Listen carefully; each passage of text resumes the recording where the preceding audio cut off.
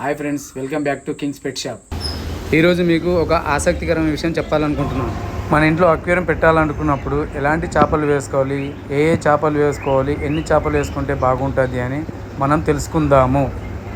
మన అక్వేరియంలో మొత్తం 9 చేపలు ఉంచాలి. మన అక్వేరియంలో 8 గోల్డ్ ఫిష్లు, 1 బ్లాక్ ఫిష్ అంటే నల్ల చేప ఉంచాలి.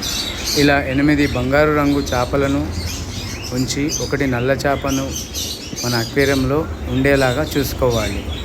మొత్తం 9 చేపలు అవుతాయి. ఇలా 9 చేపలు ఉంచడం వల్ల నవగ్రహాలకు సూచికగా భావిస్తారు, అలాగే అదృష్టంగా కూడా భావిస్తారు. ఈ విషయం నాకు ఎలా తెలుసు అనుకుంటున్నారా? అయితే ఒకరోజు మన షాప్లోకి పంతులు గారు ఫిషెస్ 8 గోల్డ్ ఫిష్లు, 1 బ్లాక్ ఫిష్ తీసుకుంటున్నారు.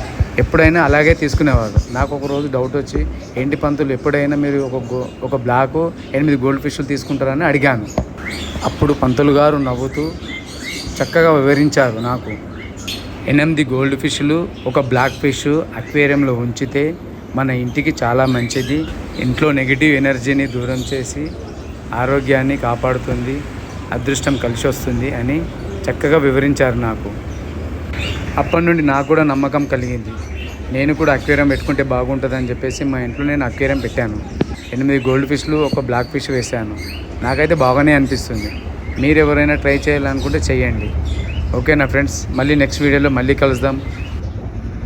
లైక్ చేయండి, సబ్స్క్రైబ్ చేయండి, షేర్ చేయండి. ఓకేనా ఫ్రెండ్.